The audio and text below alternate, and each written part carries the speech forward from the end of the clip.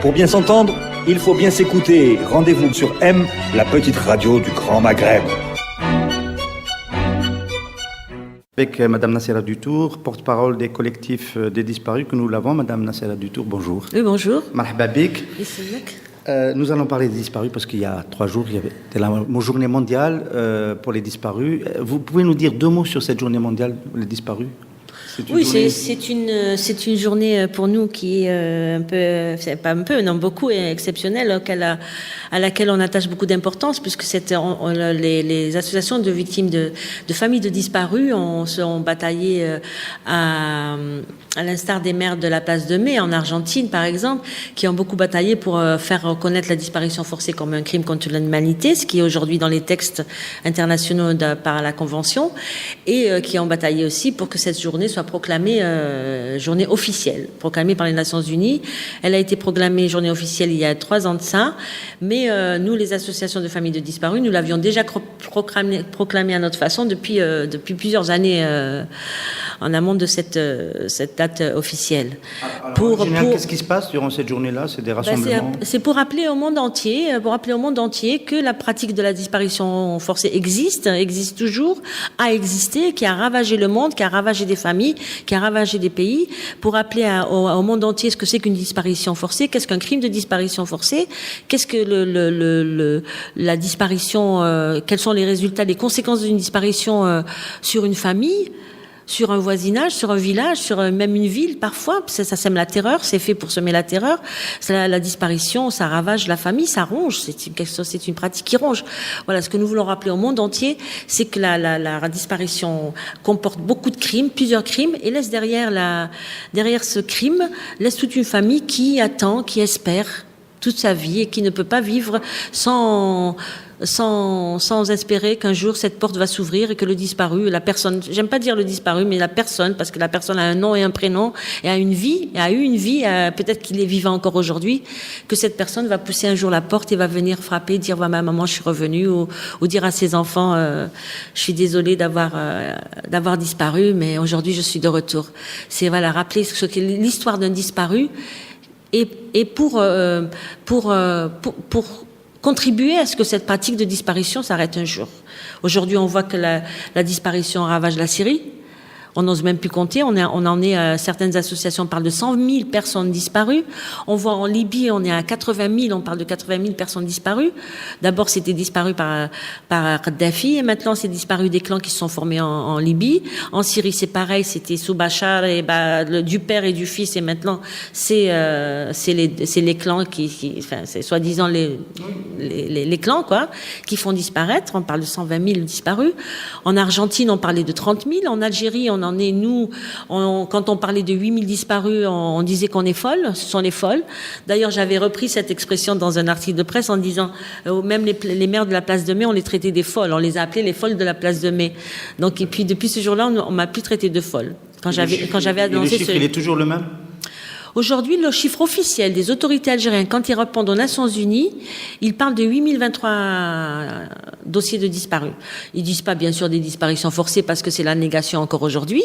Après avoir reconnu le crime de disparition, après avoir reconnu qu'il y avait 6146 disparus du fait des agents de l'État par la bouche du président de la Commission nationale pour la promotion et la protection des droits de l'homme, la commission officielle qui est présidée par M. Santeni, qui lui-même, à la fin, je pourrais pas tout expliquer, mais à la fin de ce mécanisme ad hoc qui a été mis en place en 2003 et qui s'est achevé en mars 2005, il déclare à la presse, et toute la presse est saisie de cette information, 6146 personnes disparues du fait des agents de l'État. Donc après qu'il y ait eu cette reconnaissance, il y a eu aussi des déclarations même dans Le Monde, le journal français, ce grand journal français Le Monde, où Florence Baugé disait 7200 disparus aussi en Algérie. C'était un chiffre qu'elle avait recueilli de la gendarmerie nationale, d'après ce qu'elle m'a dit. Donc il y a eu plusieurs chiffres. Aujourd'hui, le chiffre aux Nations Unies, c'est 8023 qu'ils donnent, que les autorités algériennes donnent. Très bien. Et sur ces 8000, c'est toujours disparition forcée du fait des agents de l'État? Non, ils disent pas que c'est du fait des agents de l'État. Ils disent ça dépend dans quelles circonstances ils en parlent. Hein. Ils disent qu'ils ont indemnisé 8000 familles. Ils disent qu'il y a eu 8000 disparus. Ils disent, d'après les réponses, quand on écrit au Comité des droits de l'homme, par exemple, au groupe de travail sur les disparitions forcées. Au groupe de travail sur les disparitions forcées, aujourd'hui, il y a plus de 3000 dossiers qui sont pendants devant le groupe de travail. Des Nations Unies, hein, le groupe de travail sur disparition forcée, qui prend régulièrement rendez-vous avec l'ambassadeur représentant l'Algérie auprès des Nations Unies, qui en discute. Avec le nouvel ambassadeur, il y a un peu plus d'1 an, il semblait, on avait eu un petit espoir, une petite lumière, quoi, qui s'est ouverte comme ça, qui a jailli tout d'un coup. On avait un petit espoir parce qu'il semblait beaucoup ouvert, il semblait ouvert à la question. D'après ce que les informations que j'ai eues, hein, tu vois, les bruits de couloir aux Nations Unies, il y en a toujours, hein, l'information filtre toujours. Et on avait cru que voilà qu'il pourrait peut-être diplomatiquement arriver à une entente avec le groupe de travail, mais j'ai plus. Une entente, ça veut dire quoi? Ça veut dire essayer de ramener d'ouvrir des dossiers, de ramener des réponses aux questions. Des réponses aux questions que se posent les familles. Oui, c'est la vérité, c'est ce qu'on appelle la vérité. C'est la vérité parce que c'est la vérité avec un grand V, parce que la vérité on la connaît pour la majeure partie des familles. Parce que souvent, la personne disparue a été arrêtée de son domicile. Souvent, c'est dans la nuit que la personne est arrêtée par les militaires, par les policiers, par les gendarmes. Dans certains villages comme Rélizen et ailleurs, dans ville, c'est quand même une ville. C'est les chambêtres, comme on dit en algérien, chambêtres, les milices. C'est les gardes. On ne connaît pas. C'est la suite. La suite voilà. Là, on connaît. On a des dossiers où les familles disent c'est Saad qui a enlevé mon fils, le policier Saad Tahoussendey. C'est le commandant Barak Baraki où habite ma mère. C'est le commandant Barak qui a dirigé des opérations où des personnes ont été arrêtées, sont disparues. À Ain Nadja, c'est le commandant Gendouz, par exemple. On a des noms. On a écrit ces noms dans les plaintes qu'on rédige aux familles. On a écrit, mais on n'a jamais de suite. C'est toujours des non-lieux. On reçoit des non-lieux. Donc cette partie de la vérité, on la connaît. Que la personne a été arrêtée, par qui. Souvent, on a suivi la trace. Comme moi, pour mon fils, j'ai suivi sa trace pendant 2 mois. J'ai aucune preuve. Mais là où c'est arrêté, comme je dis, là où le rideau est vraiment tombé, c'était il y a 2 mois plus tard, avant l'Aïd Kbir. قال لي وليدك دا حيجيكم بعد العيد وليدي ما جانيش من بعد العيد. J'ai pas eu mon fils. On m'a dit que votre fils il va être libéré. Non, c'est un ami avec qui, parce que j'avais fait appel à toutes mes relations. Hein. J'ai utilisé toutes mes relations à l'époque quand je recherchais mon fils. Et c'est un ami qui a un frère qui est commandant militaire. Hein. Et qui a retrouvé mon fils. Et il me l'a pas dit que c'était à Blimsous, mais j'ai cru comprendre. À l'époque, c'était à la caserne de Blimsous. Et il m'a dit qu'il l'a retrouvé, que mon fils est retenu. D'ailleurs, je me rappellerai toujours. Je lui dis, ah bon, il est retenu, donc il n'est pas détenu. Il me dit, non. Je lui dis, il est détenu ou retenu? Il me dit, non, il faut pas dire ça, il est retenu.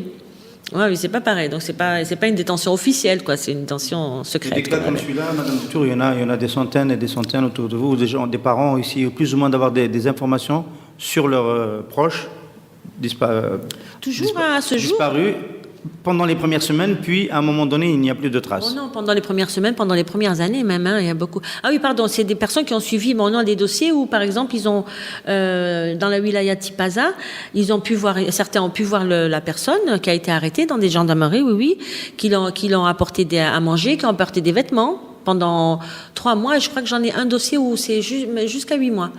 Et un jour, on leur a dit, soit on l'a tlaqneh. On l'a libéré. Soit ils disent on l'a libéré. Pour certains, c'est très rare. Ils disent c'est la sécurité militaire qui est venue le chercher. On ne sait pas où il l'a emmené.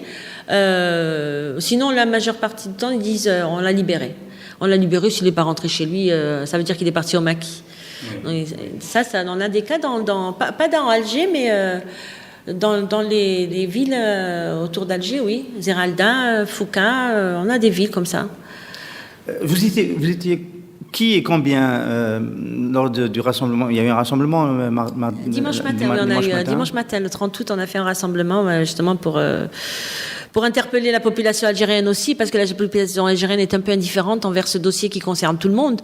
Parce que des disparus, 8000 disparus, et ça c'est ce qu'on sait. Aujourd'hui encore, on a par exemple dans la wilaya, dans une ville qui s'appelle Rbaïa, à Médéa, j'ai l'impression que c'est toute la ville qui a disparu. Enfin, à l'époque c'était un petit village, maintenant c'est devenu une ville, mais toutes les villes en Algérie sont agrandies, sont développées et tout.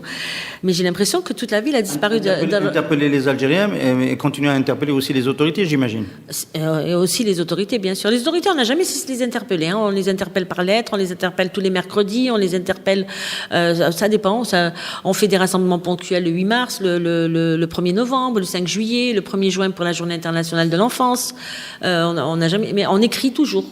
Moi, personnellement, tous les ans, j'écris une lettre au procureur et demandant je vous ai écrit l'année dernière, j'ai toujours pas de réponse, qu'est-ce qu'il en est de mon fils, je veux la vérité, où est-ce qu'il est, et au ministère de la Justice, au ministère de l'Intérieur, à la Commission nationale des droits de l'homme, dite des droits de l'homme. Oui, justement, à propos de cette commission, on a l'impression que depuis cette fameuse déclaration de M. Santéné, qui reconnaît la responsabilité des pouvoirs publics sur plus de 6000 cas de disparition forcée, il s'est plus rien passé.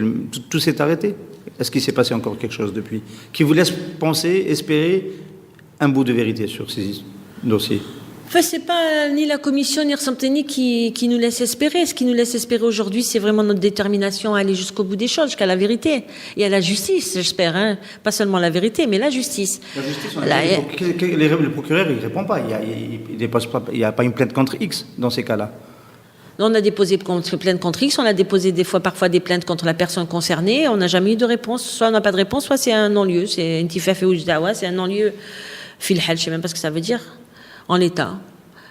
Mais la justice ne répond pas. Le procureur, non, mais c'est invraisemblable. Hein, comme je me dis souvent, plus rien ne m'étonne dans ce pays. Quand le procureur de la République du tribunal d'Abban Hamdan ouvre sa porte et voit Madame Bouchef devant sa porte, il lui dit « Ah, c'est encore vous ?» Elle lui dit oui, c'est encore moi, et puis il lui ferme la porte au nez, il claque la porte. Mère de disparu, oui. Mère de disparu, elle a eu beaucoup plus tard, plus de 10 ans plus tard, elle a eu une information comme quoi son fils serait mort dans une cellule du commissariat central d'Alger, par un témoin qui a été auditionné par le procureur. Donc la personne est venue, qui était avec lui dans la cellule, qui l'a vu mort, qui l'a vu mourir, a été témoignée devant le procureur, et on a trouvé l'audition de ce témoin dans le dossier qu'on a retiré du tribunal.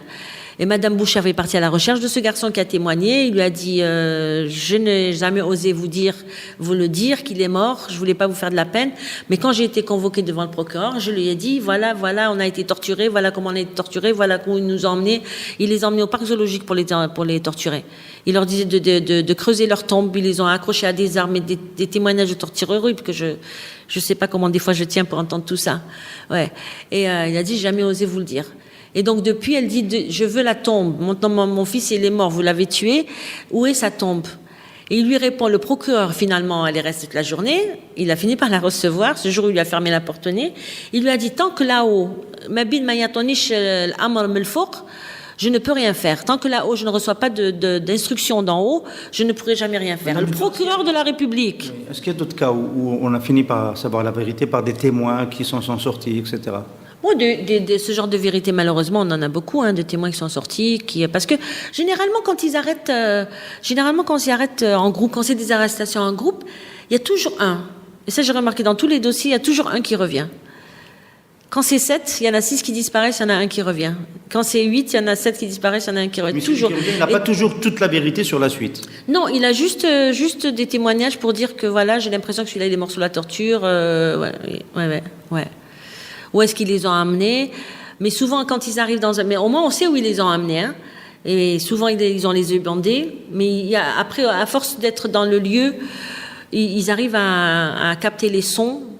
Parce que l'imam, le jama, l'hôpital, ils arrivent à capter des sons. Et souvent, souvent, ils arrivent à localiser l'endroit où ils étaient. Mais sans aucune preuve, qu'on n'a pas de preuve. Parce qu'ils leur bandent les yeux, ou ils leur mettent leur pull sur la tête avant de le faire entrer là où ils les emmènent. De tout ça, on le sait. Hein, cette partie de la vérité, on la connaît. Hein. Et puis, souvent, il y en a qui témoignent, qui n'ont pas peur, qui viennent au bureau, qui disent moi, j'étais avec... je ne veux pas citer de nom parce que je ne veux pas faire de peine aux parents qui ne veulent pas qu'on les cite, mais voilà, lui, je l'ai vu mourir, par exemple. Des filles, on a vu mourir des filles aussi qui ont été arrêtées, qui sont disparues. Comme, par exemple, Amina Ben Slimane. Ça fait 18 ans que le mouvement existe, ça fait 18 ans, je me rappelle, du premier rassemblement à la Grande Poste. Est-ce qu'on peut dire que vous avez fait avancer une partie de vos revendications, au moins, en faisant connaître ce drame national au pays et au reste du monde? Faire avancer, pour l'instant, on avance, on recule, hein, puisqu'après le mécanisme ad hoc, il y a eu quand même cette reconnaissance publique, même si Rsanteni dit, parce qu'il faut le dire, hein, même s'il dit que c'est des agents isolés. Il ne suffit pas dire ces agents isolés qui ont désobéi à leur chef, ou c'est des agents qui ont, je ne me rappelle plus exactement des termes qu'il a employés, mais même s'il dit ça, il y a eu quand même une reconnaissance. Malheureusement, on avait cru gagner à ce moment-là, mais malheureusement, derrière, on a eu la Charte pour la paix et la réconciliation nationale, qui a failli nous briser, qui a failli briser.